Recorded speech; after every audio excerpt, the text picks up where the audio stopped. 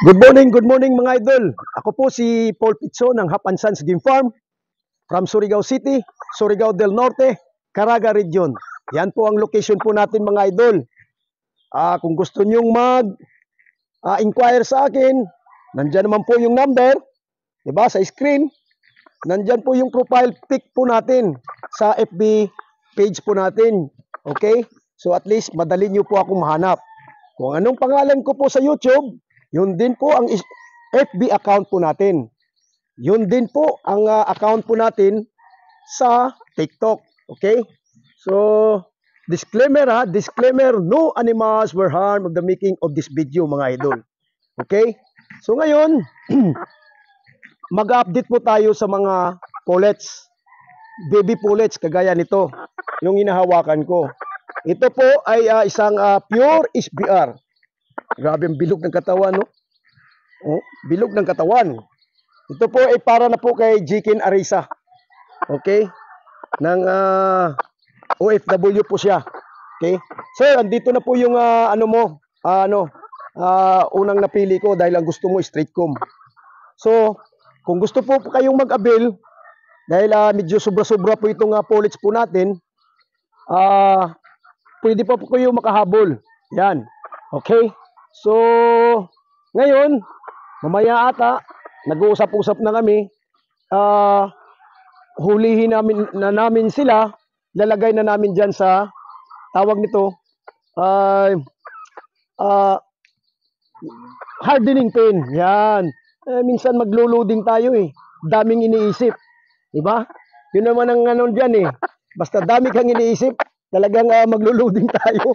So, actually, ito po ang pinaka-ano natin dahil mag-update tayo dahil panay po tayo nag-update sa mga sa mga national, yung mga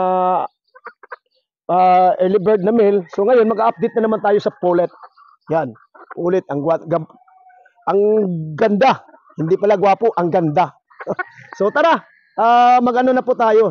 Tapos ngayon, kasi tip ko ganito. Dahil ulan, init, ulan, init, ulan, init. So, kailangan po talaga magbibigay po tayo ng antibiotic. Dahil dito po sa Surigao talagang yung sabi pa nila, yung lugar dito is wet, wet, wet. Yan. Summer na nga, uulan pa. Talaga dito. Oo, kagabi umuulan. So, talagang kailangan mag-ano tayo. Oh, perfect na perfect. So tara, let's go na, let's go. So ngayon papasok na po tayo. Yung iba kasi lumalabas na, tingnan nyo. Pero pag nagpapakain po kami, ay papasok po sila. So, yan, tara. Ganda ng SBR. SBR. Okay. Oh, disclaimer disclaimer. No animals were harmed of the making of this video. Yung mga male na sobra, anuhin na natin, uhulihin na po natin sila. So, yan po. Dito na po tayo sa mga pullets po natin. Dandahan mo lang para at least kakain sila. So, yan, pumapasok. May mga sobra dito. Hulihin mo. Yan. Yan. Pag gusto po kayong mag-avail, marami pa. Pero sa SBR, ay ano na po tayo. Close na po tayo. Okay? Punong-puno na po. Sa SBR po natin. Kailangan po kasi maraming kumukuha sa SBR po natin. So marami naman dito mga available na mga bloodlines po natin. Na tingnan na natin kung anong gusto nyo para natin. Okay, tingnan nyo. Healthy. Bilog po mga katawan nila. Nakikita nyo na. Yung iba dyan, hindi pa pumapasok. Andro? Lagay mo to, Dro, sa unang cage. Yan.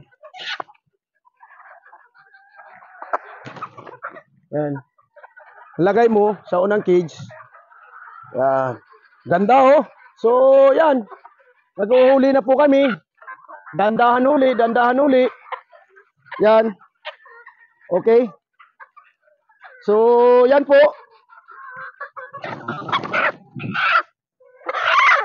Yan. Sus, nako, ang ganda ng katawan nito.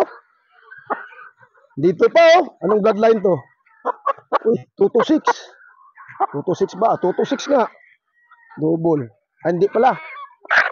Kalimutan ko anong ano dito. So, tingnan mo, likod. Likod. Yan. 5 months old. Yan. So, nakikita nyo na. Na ano, ito may tumitilaok na, oh. Yan, dandahan lang. Dahil, ano. So, kasi ito, hindi na dampot-dampot kagabi. Kasi marami po kaming ginagawa. Ako po ay kakalabas lang. Ano tayo, nagpapasis po tayo, galing po sa schooling.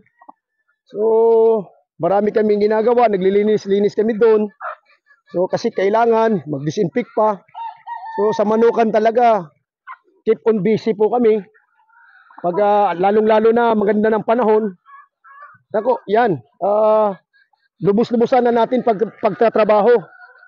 Diba? So, yan lang. Tingnan nyo, yung may mga puti, may mga talisain tayo. May golden boy. May sweaters. Pero parang sa sweaters, close na po tayo ha, sa 5K. At saka sa golden boy ata. Sa 226, meron pa po tayong sobra, maraming 226. At saka sa Gilmores po natin, marami. Marami po sila. Yan. Yan.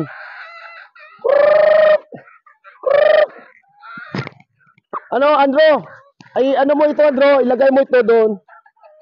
Yan. Yan, ganda ng 226, oh. 226 po. Yan. Ganun lang po kasimple ang buhay manukan, buhay magpa-farming. Diba? Alagang-alaga. Dahil pag hindi po natin alagaan sila, ganda ng mata, oh. Parang papula na. Ano mo? Oh? Ganda ng mata. O, lagay mo doon. Laki ng katawan, ganda. Bilog na bilog. Yan. Yan, late yan na nakukuha namin kasi parang hindi pa nagmamature. Ganun. So, tingnan nyo. Ito iubos ba? Hindi. Iubos? Hindi. Hindi. Yan. Okay. So yung nag-aano po dyan, nung gusto mag-aabil ng mga pullets po natin, available pa po tayo sa mga pullets po natin. Two-way, three-way, two-way cross, straight, and pures. Meron po tayo dito. Dahil yung mga three-way, alam nyo na. Yun ang binibinta ko sa yung tag 3 months na binibinta ko na lang ng 350 para pang sahod, pang page. Diba? So, sinasabihan ko sila, to be honest lang, sabi ko, three-way. Pinapakita ko sila sa kanila yung logbook. Okay, so sabi nila, walang problema. Depende na yan sila sa kanila, sa nagbre-breeding. Kasi meron daw silang pure na may blood doon sa ano. At least lalabas din na three-way. At three-way din. So, yun lang. So, yan, malaking manok yan. Ganda, oh. Tsaka itong talisain, no? Pang ano natin. Diba? So, nakikita nyo na. Healthy po sila. Diba? Huwag po, sabi ko sa inyo, ha? Huwag po maghihinayang. Huwag po talaga maghihinayang. Kung maaari, pag, kagad. Yan. Wala na. Pag, reject, kagad. Huwag nyo mamahinayang. I repeat, sinasabi ko sa mga baguhan dyan na mga tawag nito na magbre-breed ng paramihan kagad, mag-aral. Mag-aral talaga. Wag diretso-diretso breed kagad tapos mag-aral. Dahil alam nyo, pag hindi po tayo marunong Sabi, 'di ba yung sabi nila, ang breeding is stress free. 'Di ba? Stress buster, hindi po. Talagang yung ano, yung tawag nito, ang breeding din ay nakaka-stress pag hindi ka marunong, tapos maraming nadidisgrasya. Yan, stress sa gastos, stress sa isip. 'Di ba? So kailangan pag mag-umpisa po tayo, ay alamin muna natin lahat. Hanap tayo ng tao na magaling. Tapos pag hindi ka hands-on, magaling na tao, mabait. 'Di ba? 'Yun. Kahit ano pang laki ng sahod mo, pag yung tawan mo hindi niya gusto mag-breed, hindi niya gusto mag-alaga, wala. Yung ano talaga, yung passion po talaga na mag-breed at saka masipag. Yan, lagay mo doon. Lagay mo doon. Ganda ng katawan, no? Anong blood to? May claret ito, ano? May claret to. Yan. Guwapo, talisain. Mid to high 60s, yun lang. Yan. Kuha na. Ilan ito sila lahat? Di ba? 6? Ha? Oo. Bebe, tingin. So, ganda ng talisain, no? Ganda ng talisain. Ba't ano sila? Merong atang ano dito, Di ba? Parang may predator sa ata, natatakot sila, eh. Di ba? Tingnan nyo, baka may predators dyan. Dahil natatakot sila, eh. Sus, ang ganda. Ano ba ito? Ito po ay Jugod High Caliber Gray. Yan, pang material po. Sa light side po siya. Sa Jugod po siya nag-ano. Pang material ko po ito. Yan. Ganda. Ganda ng katawan. Mahaba. Dito pa. Lagay mo pa doon. So, ilan na lang? 2 na lang. Diba? 2 na lang ang ano? Meron pa ba ya? So, yun. Dandahan. Dandahan po tayo nag-ano. Yan. Konti na lang sila, Ganda ng katawan, no? Ganda. Perfect leg. Perfect leg. Perfect katawan. Yan. So, yan po. Yan po ang ano po natin. So, kung mag-avail po kayo ng mga pullets po natin, available pa po. So, yun. Shout out po sa lahat sa nag-avail po sa atin ng October born, trios, pair, crosses, pullets. Yan. Maraming salamat po sa inyo. Kung wala kayo, wala po si Hapsans GF. Yan. Yan po ang totoo dyan. So, magpapasalamat po talaga ako sa nag-a-admire po sa atin. Thank you very much po na ng Nindig Balibo ko. Dahil ako po yung seryosong tao po talaga na inakailangan. Nilalagay ko talaga. Maraming nag-advise ko, pamilya ko, na dapat honest. Yan. Pag hindi po tayo honest, talagang kahit nga honest ka, maraming mga tawag nito, mga haters sa iyo. So, yung mga haters natin dyan, opinion nyo po yan. So, walang problema po sa akin.